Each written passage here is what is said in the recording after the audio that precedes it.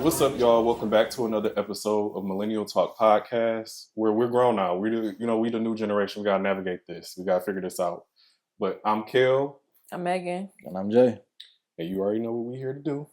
But before we get into anything, what's the vibe? What's how everybody, feeling? I came back from out of town. Life was good. I just got like a new goal and mindset. So I just set goals when I was out of town, relaxed, and just came back with a new approach to everything. Mm-hmm. That's pretty much just been my week, my vibe. I came back to a mess. I'm just cleaning that up. Tell them about Hell's Kitchen, though. Okay, Hell's Kitchen, it is up to the hype, at least the Las Vegas location. I know different people got different energies, whatever location. I went with my girl for her birthday when we just went out of town. We had the lobster risotto, scallops, and we both had salmon. They did compliment us with the toffee cake thing that he do, pudding cake thing. Oh, okay. Yeah, and that was good. It was really good. It was just after everything we had for the day, like it was too much. You know what I'm saying? It was a lot, but it was definitely good. If you got the chance, try it. You have to do a reservation. Like you can walk in, but you walk into a reservation. Like it's not gonna happen. Got you. And you can take pictures, do the whole nine. I didn't know you could get a chef's jacket. Oh, yeah, damn, you can sweet. just get one. Okay, so I'm gonna get one. Okay, and just do my thing. But that junk was fly. It okay. definitely was. Every winner that they had over the seasons too was a whole wall of them. So you got a personal favorite like me. Yeah, that's dope though. So it was cool. That's dope. That's cool. My week's been pretty chill. Passed my classes with A's, 3.8 GPA. Okay. Got one more class to take, then I'm gonna apply to my nursing program. Other than that, just been work, chill, relax. I don't have to study anymore until like the middle of May. So I'm really taking this time for myself and just resting and relaxing and doing everything I could do while I was in school. Period. We love to hear that. And for me, they did rectify the situation with I was about to say Hell's Kitchen. I want to go so bad. Hudson Cafe. Shout out to Darnell again because he was like very courteous. He righted the wrongs. He did everything. Mm-hmm. So it's the Northfield location. If y'all ever want to go, I met the owners and everything. So they made that experience seamless. My waiter was good. We didn't have no issues at all. He made sure everything was straight. So shout out to you, Darnell. I was like, look, they talked about us on the podcast. Okay. But other than that, no, I've just been chilling. Nothing really too crazy. Mm. Just working and stuff like that. I got a little 4-day weekend, so I'm about to live it up a little bit. Okay, same go.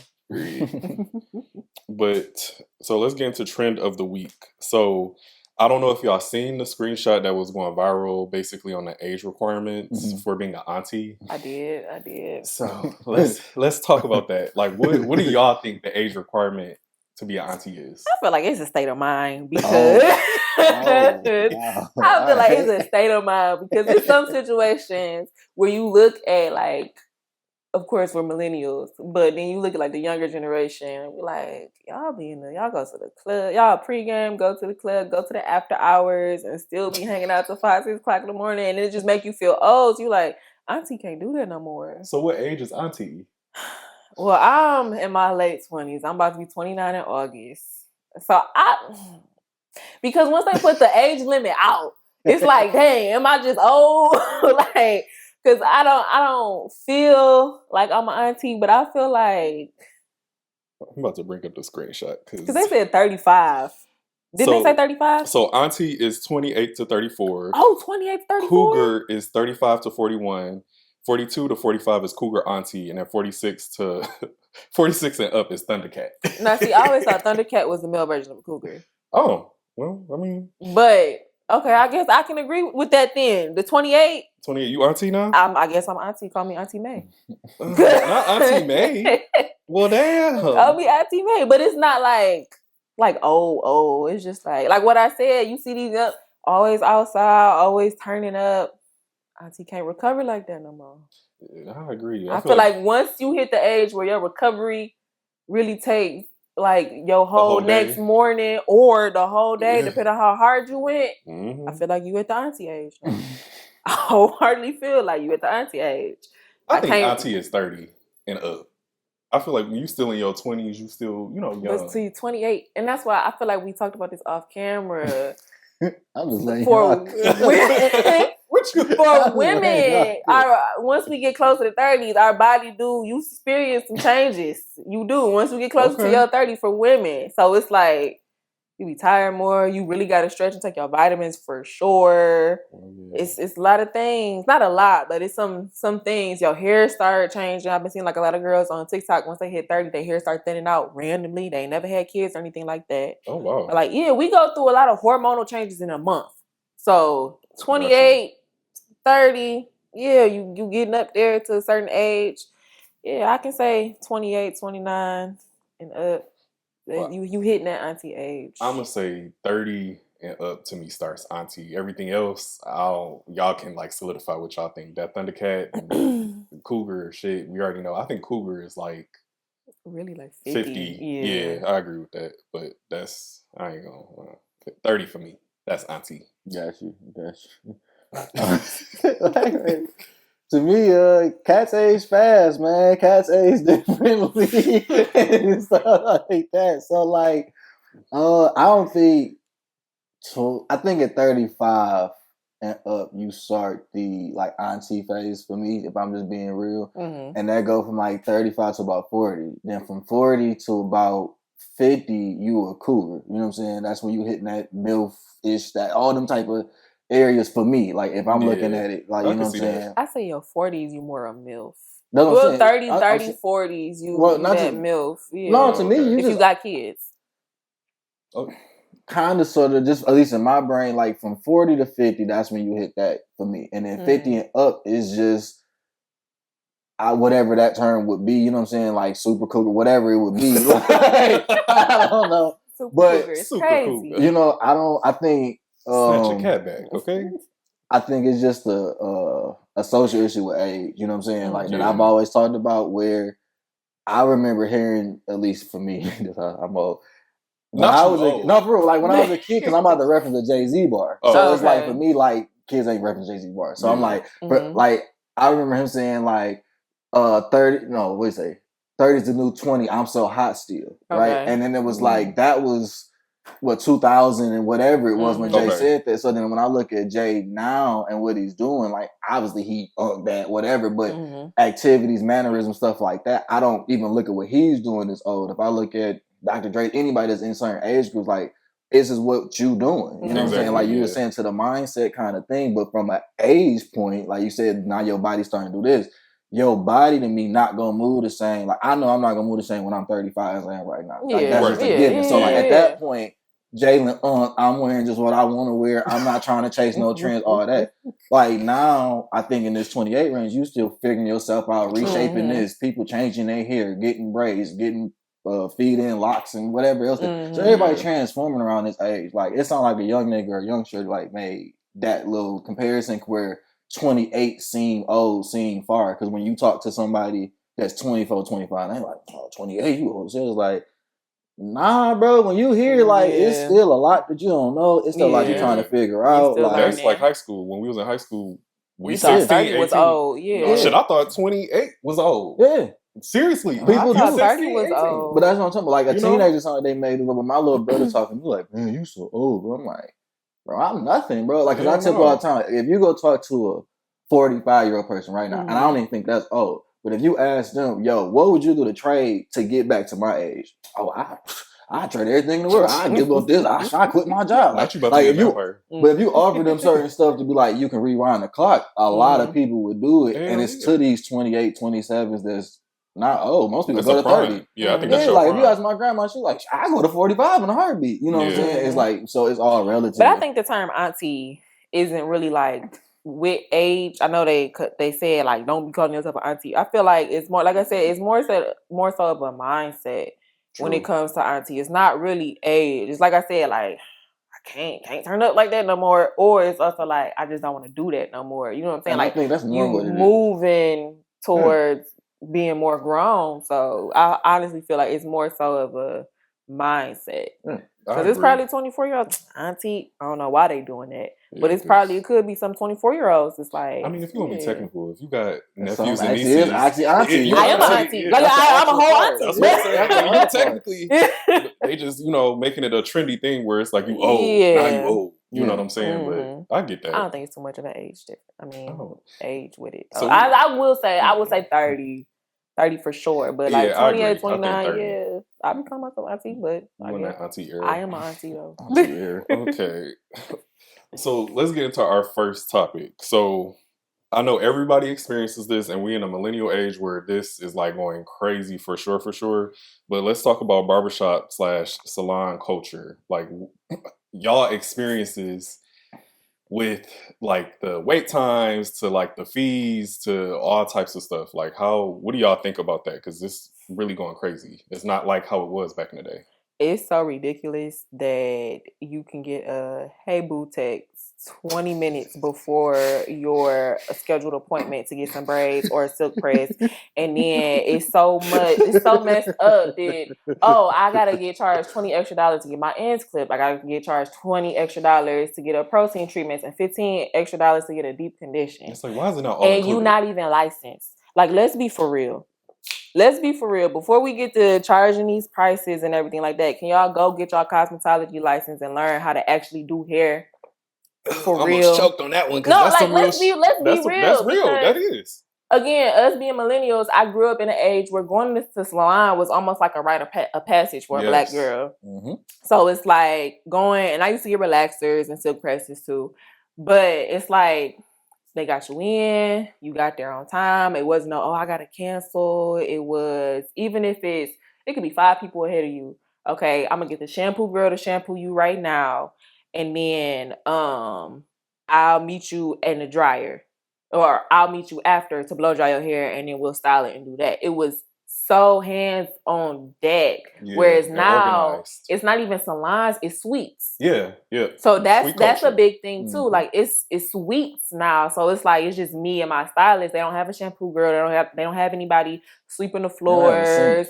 They don't have a sink. They don't. You charge extra to wash hair. I'm serious. Like you charge extra to wash my hair. Like I'm not just gonna come to get blow dried and then braid it up and then you do a sew-in. Why do I have to get charged extra for you to do what you are supposed to be trained to do, but they're not trained? Come wash. So I know that's for the women. I can go on and on. But no, I experienced both. So I'm gonna let you go. I experienced both because I got braids. So I got to go get braided and go get a lineup and everything else. So I'm dealing with both ends of it. So it's funny. I was just talking about this with my girl, and I'm like, I think, at least for the barbershop aspect, the social media aspect of like how much you getting paid and this has really killed it. Yeah. And I appreciate the service and stuff like that. But with the service, and we was talking about restaurants, it's an expectation of a tip too. Right. Ooh, no problem. But bro, you already charged me $200 for this, just throwing out prices like my barber, I'm sorry, you tripping. But I've seen it. It's like a regular thing for barbers to charge hundreds and stuff like that for lineups and fades, and which is crazy too. Their rationale is the products in which they use, and my pushback is that them same products was at the barbershop back then. They were just doing it as part of the haircut. Right. Because my thing is, bro, I go to the beauty supply store too, so I see that these same products is only $2, $3, $4, bro. Like, so you're not about to hit me with this the $50 joint. Like, if this boy ain't giving me instant 360s, my dog, I can use the same thing from when I was legit. I got here from there, I can keep moving. But I think honestly, to both ends, walk-ins is what killed it. I think hear me out, at least for the barbershop, because I feel like with the barbershop, like you said, to a rite of passage, it was a communal thing. So when I'm going there with the walk-in and you become acquainted, I'm family with the barbershop. The same barbershop I go to right now, I just went yesterday. I've been going there since I was 11. Oh, yeah. You know what I'm saying? Yeah. So, and I had a huge gap where I didn't go, but I came back and they recognized my little brother go. So it's like that's the type of thing I mean. But like you said, with everybody wanting the suite, well, that's gone. Now I gotta go to this dude little station. He charging whatever he want. He on the phone playing music, this and that, ordering door. That it's like, so I get the hustle. I get that you can get 4 heads and forget the booth room. You can pay for the suite and this and that, your own space. But it is a certain culture that come with the barbershop, which is why my barber's still there and the suites is getting killed in a way. Like I see people leaving their suites every 2 weeks. Oh wow! I mean, it's struggle. I agree with you full-heartedly because I feel like my experience with both is basically the barbershop. I'm trying to be very careful because go ahead, say it. I feel like the barbershop culture, like you said, they be trying to get heads in. So you be waiting. Like I'm appointment based. I love a good appointment. And I grew up with a barber that he did strictly appointments. Like even if he did have somebody in his chair in my appointment time, they only in his chair for like 5 minutes. If that. Mm-hmm. Other than that, like the people now, like the barbers that I experience now, they are money hungry. They just want to get people in their chairs. So when you get there, you think your appointment at 5:30, but really your appointment at 6:15 because he wrapping up somebody else and then he trying to get somebody else in the chair. I call them generic hustlers. Yeah. And then it's like, it's irritating and I don't like waiting because I'm used to appointment-based situation. Now on the flip side, for salons, I feel like I've had my hair damn near done every different type of way, you know, braids, 2-strand twists, hair treatments just to make sure, you know what I'm saying, my hair keep growing well, but it's just ghetto. I'm just gonna just say it what it is. It's ghetto as hell. I feel like y'all don't have no customer service.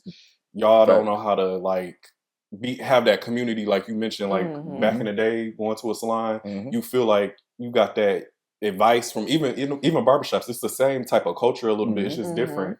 But you had that like community where they helping you like with your homework. You got people in there that, I used to come straight from school, sit up there with my backpack, do my homework. His name was Kane. That used to do my hair. Yeah, shout out to Kane. Do my hair, whatever. And then, boom, if we ran like past the time of when the shop actually closed, he'd be like, I'm gonna call your mom, you know, make sure you good. I'm gonna sit here and stay with you. He wasn't putting me out the shop or everything like that. You know, kids was in the shop, but all the kids was behaved. You know what I'm saying? It was more of a community, but that goes back to the salon versus suites. With suites, you don't get that. Sure. Yeah, you don't get that. You don't get the aunties back in the day that was getting their 27 pieces and they perms and they relaxers. Like, oh girl, you look good. You should do that. You know, oh hey, it's Lil Maegan. You know, you don't get that anymore. You got people with policies that say if you ain't here on time 10 to 15 minutes, I'm gonna charge you 50%. Cool, no problem. I show up, you text me, I'm about to be there, and then be 25 minutes late with your kid, and I'm like, yo, dog, like, take that percentage off. Right? Like, should I get 50% off of my service? Exactly. And it's like it don't be that, and then again, you still expecting a tip, and like that's where I be like, yo, like something got to meet how if I like come in this boy wash, and you telling me to be your time, I'm at the restriction of your policy, and I like it'd be like, come on, dog, like you gotta meet me somewhere on it, and I agree, like it's a lack of the customer service and care. Like the fruit nigga don't even know where to go no more. Yep. Like I used to miss seeing the fruit nigga with the grapes and shit. He used to have a little chicken sandwich or something, little fruit. Yeah. They used to come in selling candy bars. Right, candy bars, chips and stuff. Yeah. Now they be a little, they got vending machines and they shit now. Because you don't know where to go. Yeah. Or it'll be like a salon next to the gas station and then like one of the hairstylists will be like, hey, yo, I'm about to go to the gas station real quick. What everybody want? Right. You know what I'm saying? Yeah. Everybody had their $2 or whatever, and like I want to pop some chips. You know? Yeah, they don't do that. I remember they used to come in with chicken wings and having plates. Like you know, y'all seen Beauty Shop where she used to. I got greens, beans, potatoes, and you need some yams, honey. Like that's how they used to be. You know, we used to that. I miss that for sure. That community aspect of it for sure.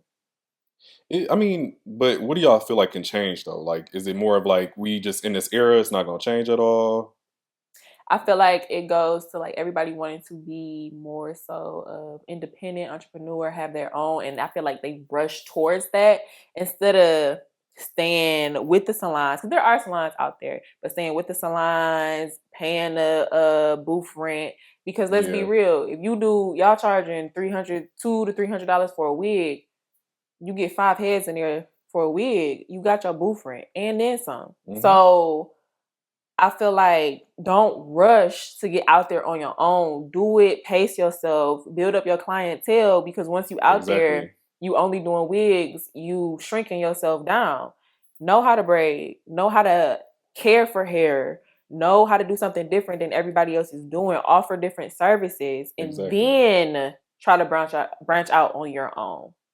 Okay, that's how I feel like it'll get back to it. Okay, my advice is just be to study legacy businesses. The biggest disadvantages that suites have is that they don't have free public advertising. So if I'm at a barbershop, it says barbershop. So if anybody's looking to get a haircut or needs a barber, you're there, and they understand that you're there. When you have a suite, if it's just whatever Farmington Road, bro, I'm not gonna know that you in there unless you are social media promoting. which is limited by your amount of followers or how much you're willing to pay to that algorithm. Mm-hmm. You can't beat the traffic on Middle Belt or the traffic on Telegram or the traffic on Whoop. Like, you can't pay for that. Mm-hmm. So just keeping that in mind to everybody, like whatever business you're trying to do, like brick and mortar still works in the right location with the right people and the clientele, because I think where a lot of them do struggle is that they go into these shops but want to charge $150, $250, $300, and it's like the dude right next to you is only charging $40, $50. Exactly. So, and he been doing it for 20 years. So it's like he doing something clearly different where he got this constant rotating and you still waiting for that 150 person. So, you know, you just think about it when you're ready to do it. Yeah, I feel like the quality has to be there too. Like you said, if you got 20 years of experience versus somebody that just got out of barber school or cosmetology school, y'all charging an arm, leg, and a foot when y'all really need to be trying to get y'all clientele in. Mm-hmm. And then on top of that, to keep your clientele, give good customer service. Don't get that bullshit where you sitting here telling somebody come wash, dry, and all that other stuff. Actually care about people's, number one, hair care, scalp care. Like, you have to really take care of your clientele for them to feel comfortable coming back to you and want to thrive. You know, people got hair goals, people got alopecia, people got different things going on. You want to show that you actually care about somebody's hair health too. You actually know. Yes, what you're doing. Mm-hmm. And stop knocking down your clients' men too. That's why y'all be in there fighting. Y'all be in there fighting. Crazy. Okay. Hey, that's why I said the shit ghetto now. Millennials done fucked some shit up. I mean, we didn't added some, but we fucked some shit up too. But that actually kind of gives a good segue to, do y'all think Black people need to start gatekeeping again, and has inviting everyone to the cookout like fucked up the culture? I'm not going to say it messed it up completely, but there are some things that I have been seeing that other races, I'm not just going to say Black and white, but other races are more comfortable doing and saying that normally back in the day, they would have more like reverence, like, oh no, that's you know, that's what Black people do and stuff like that. Right. I feel like we need to stop inviting everybody to the cookout, because everybody does not. I feel like we've become too free with, oh, he can sing like a Black man. Yes. You invited to the cookout. Oh, they stood up for us. You invited to the cookout. Well, it's like that quote, everybody want to be a nigga till it's time to be a nigga. True. I agree. So I feel like though that cookout card, we need to really back in and really think about it, especially like with the times of everything that's going on. But what do y'all think? I feel like I'm down for diversity. I feel like we can learn from each other, but I also feel like you need to give credit where credit is due. And I feel like that's really where the problem lies, is like, as an example, TikTok, Black creators, dancing creators or whatever, they're making up these dances, and you got other cultures basically vulturing like that whole situation, and y'all not paying credit to the originators. You know what I'm saying? And that's, I feel like a tale that's old as time when it comes to Black people, is like we always get culture vultured, and nobody like gives credit where credit is due. But I feel like we can learn from each other. You can invite somebody to the cookout when they show that they really appreciate what the culture really is and what we've been through. You know, that's really where I feel like it comes to a head. But just stop inviting people that don't really show appreciation to us. Like, you know what I'm saying? It's not that hard. That's what I think. I don't know what nigga inviting is giving out tickets to my cookout.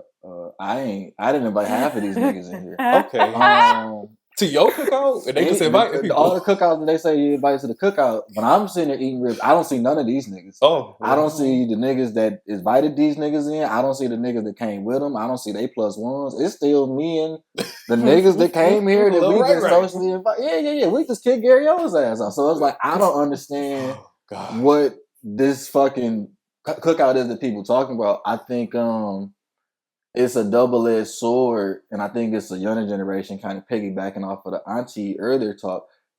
When I look at my sisters, my siblings, and their age group, that whole racial, them kind of parameters have kind of died a little bit. And that's what we talking about. Right. Yeah. But I think that's just, in general, what's going on, because this is what we kind of want, as far as like more meshing and diversity. So that weight of racism is kind of off of them. Like my sister, they white friends gonna come defend them on some wrong social moment type of thing. So it's hard for them to embrace this blackness because it's like a lack of the presence in it, you know, because when I hear the question gatekeep, my first question is like, well, obviously if you ask me, I know what black culture is, but by today's definition, like what is that? You know what I'm saying? What does that look like? When I think about the TikTok dances you referenced, it's black celebrities to me that's giving it the shine that don't give, you know, credence to it or give popularity to it, that then it get grabbed by this person, that person, and the third. So I know when I seen it happen, Terry Crews jumped on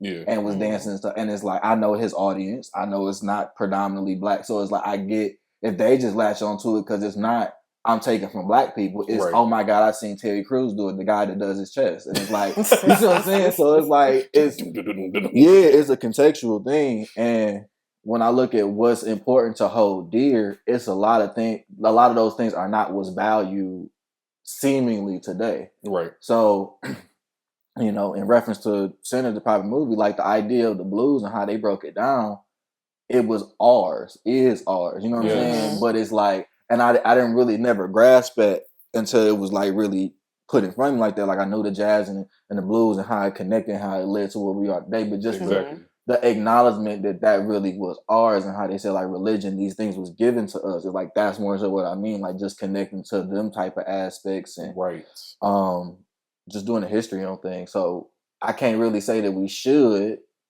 I just think that we should at least appreciate what we do actually have. And then maybe that conversation can be a little bit easier to have. I agree. I definitely agree. Because it's hard for me to even have that conversation because a lot of times, even what's coming up, niggas celebrate Cinco de Mayo. Niggas go off for St. Patrick's Day. Exactly. So I have trouble agreeing with it all the time because it's only when it's convenient. You know what I'm saying? And not when it's all the time. You know what I'm saying? Because at the same time, they got mad, meaning we as blacks, when Hispanic brothers and sisters and so on and so forth celebrated Juneteenth. So it's like, well, which one is it? You know what I'm saying? I mean, why be upset when most jobs because they correlate, you know, that. Well, no, because when we were celebrating Cinco, remember, we gave ourselves Hispanic names. Remember? For Cinco, call me Juan today. Remember, we did that. We did that. So then they turned around and said, call me Marniqua and Sharquita and all the other type names. Yeah. So then we got upset. And I'm like, well, which one is it?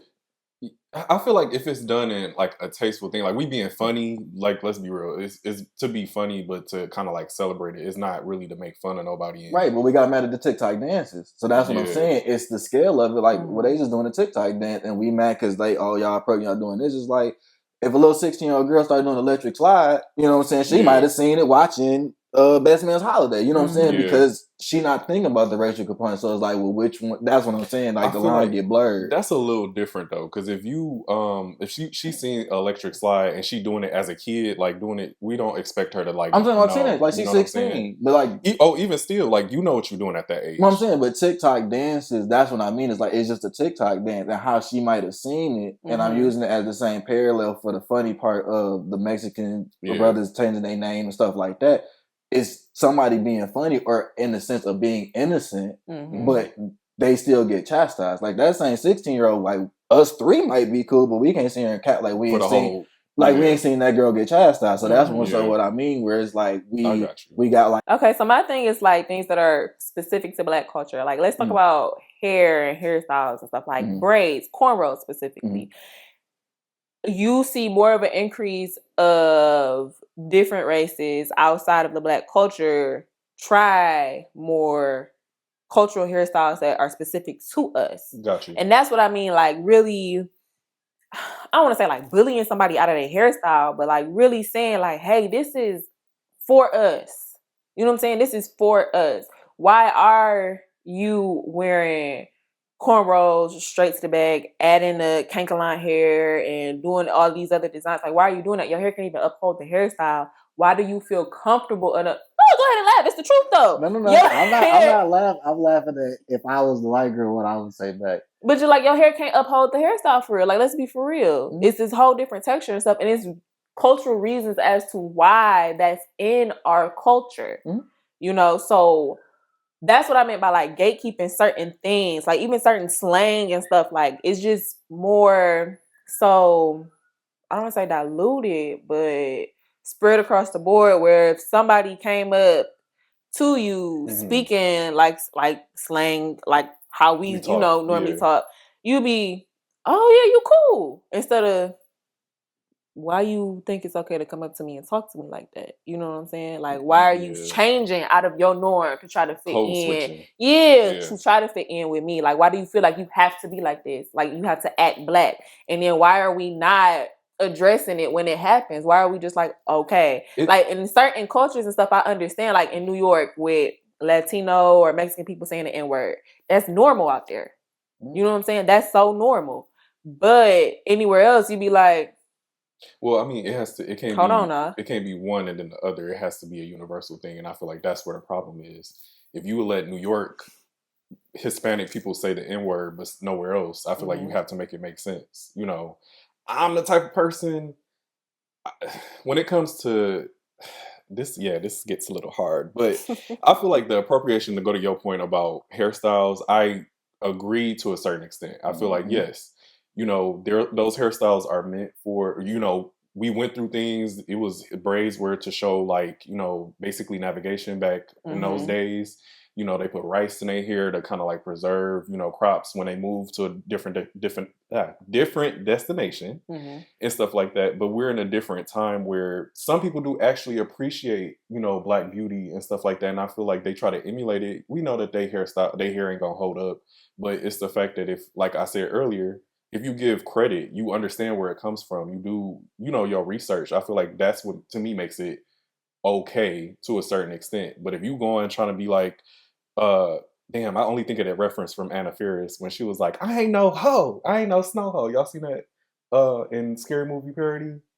Where she was like, well, I ain't gonna go off topic, but basically, if you've seen that, you know what I'm talking about. But she had braids to the back and stuff like that, and she was referencing like being a Black ghetto girl or whatever the case may be to a Black man.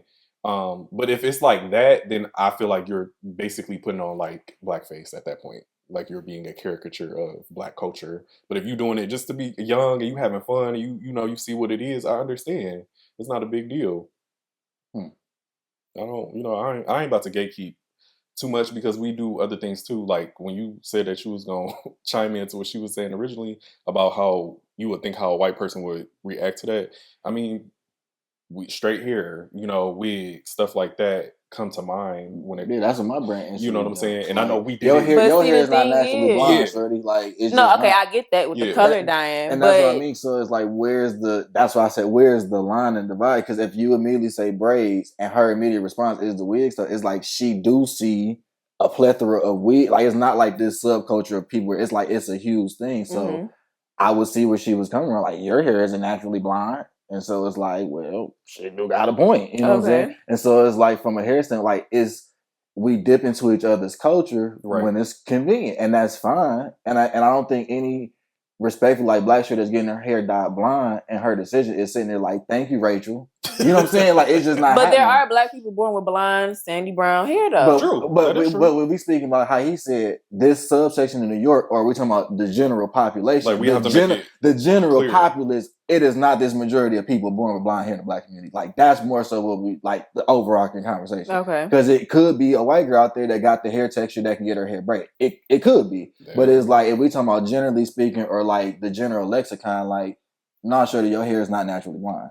You know what I'm saying? Or it's not even naturally any of these colors. And it's okay. And that's okay. And that's what I'm saying. Okay. That's okay. It's just more so acknowledging that you do dip and dabble into certain culture. Or to say, I'm going to dress like a corporate baddie.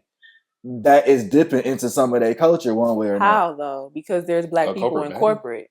No, I'm not saying that it's black people in corporate. When I'm saying the style of corporate is based off of white fashion and stuff like that. It is. It is not them. It's not us taking streetwear or Black brands and remixing it to fit into corporate America. It is going into they brands that they have already established that this is the corporate dress code or attire that we're then participating in. Which again is fine. Again, that's fine. Yeah. But that's what we're doing. And that goes to the straight hair point. Black women have to straighten their hair to fit into corporate America. There was an archetype of corporate America already presented. Not that Black people wasn't there, but they had to fit into that mold that was established. But see, fitting in is different than, oh, I see baby girl down the street with some cornrows straight to the back. So now I'm gonna get that too. No, I'm saying that that's a totally different you're thing. seeing that in this corporate setting, this is what's accepted. You can rock this. You have that decision, but you chose to fit into that mode. So you took from that culture. You could be black, corporate, whatever that mode is that you wanted to present it, which I think we are starting to see today. Is it because they put the black in front of corporate baddie, or they should just be saying no, I'm not saying black. I'm just saying because I don't think corporate attire is white culture. No, it definitely is from what it was the style of it and what was established with it. Like it from the onset of what it is, even because we're saying black people wasn't really in these fields initially on its onset. We can agree to that historically. Of course, yeah. Historically. So if the attire that was established there with the absence of black people, that would mean it would be that predominant culture, correct? That established it. The only reason is because you're talking about a job. I'm not talking about a job. I'm talking about a culture. I'm talking about there is corporate culture. It is. It is business culture. But are we biting off of that culture because like just on some just for fun type stuff, or is it I need a job and this is the uniform, this is the work attire I have to wear? No, I'm not saying a blouse. I'm not saying a blouse or a dress shirt. I'm saying that we choose to go to Polo Ralph Lauren. We choose to go to these places that have been stamped and branded to fit white people. Exactly. Yes. That's what I'm saying. I'm not saying that. Like wearing a blouse and stuff, like we seen the movies where our grandmas was wearing like a tweed skirt, and so they fit that. I'm not saying that. Yeah. We then transformed that into I need the polos of the world. I need this of the world to fit into this culture because those are white brands. Exactly. Like that's what I'm saying. They're not they're not even valuing what you're coming in with. But there was a lack of black brands on that scale too, though. And we can acknowledge that. That's what I'm saying. Yeah. So it's like if it was both, do you not think black people would shop more with the black? I'm saying there is today, and it's not happening. Number one. We don't number two, like that. Number two, in the earlier 2000 stuff like that, the black brands that was coming about was creating streetwear brands and clothing and stuff like that, which is again fine. But that goes to my point was that even now we might see a dude rocking that type of polo or rocking these sweatpants and try and make it work in that fit. We wasn't even attempting that then, is what I'm saying, because we was trying to absorb that. We look at fucking Kanye back then. What did he start doing?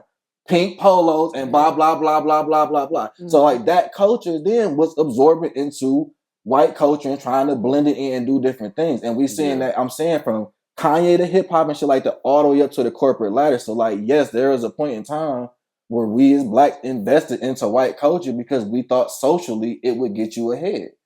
That's just what it is. And the thing about it is that is true. We did what we had to do, and that's the point, to push ourselves forward. But going back to that whole thing, we did what we had to do. It's not that's a choice. That's a choice, dog. Like that's what I'm saying. That's a whole choice. If we take out like that whole corporate white thing, if we were black and we did our own situation, I guess I don't, maybe, tell me if I'm taking what you're saying wrong, but if we designed our own clothing brands, do you think that it would have emulated what white people already established? Or would it be different? But I feel like naturally our whole country is based off of white people. Let's just be real. It's built on our backs based off of what their standards are and everything like that. So black people generally always did what we had to do to survive, to fit in, to break those barriers and those molds into those spaces so that more of us can come in. What I'm talking about when we talk gatekeeping is like now. Right. With the culture, the preservation of the black culture, like what you made a point to your sister, you see it being more spread out, instead of how it was back when we was kids. Right. Like we knew, okay, this is what black people do, this is what white people do, this is what Hispanic people do, that's some Asian stuff. You know what I'm saying? And like things were more secluded going back, pause in there. If a dude came into our high school and had on a sweater vest, a polo shirt, or a long sleeve polo, what would we say about that dude? He was dressed what? Spiffy. Preppy, but we gonna you know what I'm saying. Like we just all nice words. Yeah, we gonna sugarcoat it. We gonna sugarcoat. Let's be real. That's what we saying. You get what I'm saying? So like even back then, it was a certain thing to it. You know what I'm saying? Yeah. Even with me, I walked around. I had like little cat shirts at times. Yeah. They would say that's some type of stuff, right? Yeah. But I got that from Tyler Creator.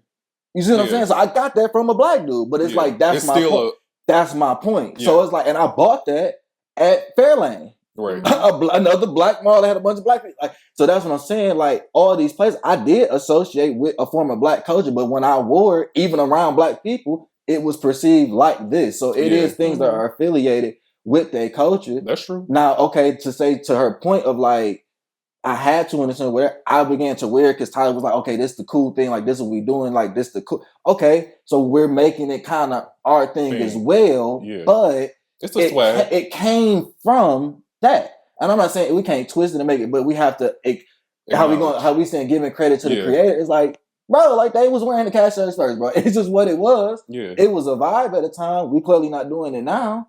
Yeah. You know what I'm saying? I got on this brand right here. And it's like, it's the same difference. That's why I said earlier on, like we have to. That's why I'm not saying that I want to completely gatekeep it because we have to learn from each other. Like we're always going to give and take, regardless. Yeah. You know, I just feel like we twist it and make it our own. I get certain things culturally does aggravate certain people because especially with the whole braiding hair thing and stuff like that, it's a little deeper, and that's what I feel like. Those people that take it, I'm not just gonna say white people, it's other races too. Exactly. That 100%. You need to give credit to where it comes from. Understand at least. You know, don't just say, you know, I can rock this better or whatever, like the whole Kim K thing. You know, they giving her praise because they're like, oh, it's Kim's thing. When it's really not. You know what I'm saying? She got it from somebody. Y'all have to do your research. And that was like my main point too. Like we give too many invites to the cookout. They come in, they absorb our culture, then they go back to their spaces where we wouldn't even feel comfortable and make it like it's their own or make it like it's a big thing. Oh, guess what? I'm doing this now. Or no, you came back and you was around us for a minute and now you out there and you making things popular. And that's why I'm saying like gatekeep certain things, like have a little reverence. Like, this is for us, like for us, by us. You know what I'm saying? Think that's the underlying problem is like currently in the community. And I think the younger generation is struggling with a sense of cultural identity. And I think that's just the underlying problem. Like, I agree with the braids point, but in the grand scheme, if I'm talking about like culture, is like, even for braids, as dope as it is that really at the top of my black culture preservatory list? Like, no, I'm not saying that. I'm just saying like, most people can't name what else though. That's more so what I'm saying. Most people not good statement. Like brotherhood, sisterhood. Like it's not that. Like that's not the preservation. They'll sacrifice that to go get their hair braided by shorty. You know what I'm saying? You would sacrifice brotherhood, sisterhood, and it's like that is what lasts forever. That's what's actually important. Like if I go get in the pool right now, these boys done. It's just what it is. Yeah. So it's like you will value something more that can be diminished with a bottle of water than something that can give you a bottle of water. And that's more so my point. Is like we don't preserve the things that truly define what I grew up and what made us feel like that way in high school, what made me cry at the movies about black culture. And that's my whole point. That's why I wanted to bring up this topic. Totally. Yeah, I just brought up hair because that's a popular thing. It is a popular thing. Yeah, definitely. Yeah, that's why I was like, what's y'all perspectives on it? Totally. From like, what do y'all feel like needs to be more so justified or kept within the black culture or more profound within the black culture that we consistently dilute? And I feel that, you know what I'm saying? Like even with black politicians and things like that, like if y'all knew the history of certain political parties, would y'all still be? Nope. Thank you. Like, would y'all still be, if you knew history of certain things, would y'all still be that? And I feel like that's where, in a time where they're trying to erase our history and try to erase our culture. Exactly. I feel like this is the time where we gotta like hone in to the home team and realize what we have, like I said, preserve and to withstand. Because this is the thing that we really need to lock in with, and this is what we need for the future to teach our children and to keep the history and to keep the culture going on instead of it being more diluted out. You know what I'm saying? And that was my whole point with it. Whew, good juicy conversation. But we're going to move on to our segment, y'all. So, if I knew then what I know now, and who's going to pull from the basket today? Do y'all want to pull or do y'all want to just go random? I'll pull. I like to pull. Oh, okay. You want to pull? Yeah, I'll pull. No, you're not. You are. Oh, did you pull last time? He pulled the first time. I pulled the second time. Why you pick it up like that? Interesting. If I knew then what I knew now about need.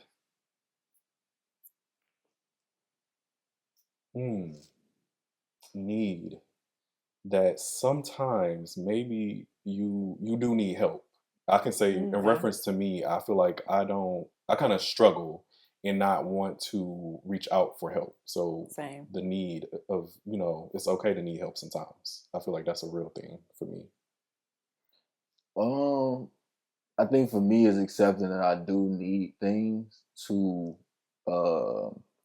efficiently function. Acknowledging that like that's just what it is, and I always reference it by saying it's the man in me and the nigga in me. For like, you know what I'm saying? It's like them two things got two different needs that have to be addressed at not so much at all times, but at various times to allow me to function wholly. So just acknowledging that and speaking to those who love me and around me that that's what's going on, I think was the biggest thing. Okay. If I knew then what I knew now about need, you made a good point about needing help because I do struggle with that too. Yeah. But I'm gonna say, I'm gonna say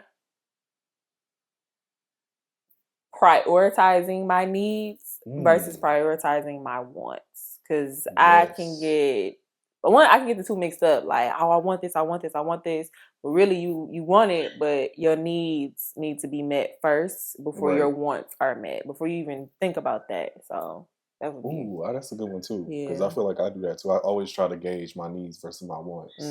Like, that's shit financially. Yes, you want to pay attention to that. But especially financially. Because like I started thinking like, if you got goals, realize what needs to happen versus what you want to happen, and then make sure you at least knock out like 3 of your needs, or cater to or prioritize 3 of your needs before you even start on getting one of your wants. I agree. Yeah. That disciplines you to not always feel like shit, I can just get it, spend money to get it, whatever you have to eat, shit, exude energy to get certain things. That's real as hell. Yep. All right, y'all. This was a nice little episode. We did it. Okay. Hopefully, y'all, chime into the comments. Tell us how y'all feel about the conversation, everybody's points. Period.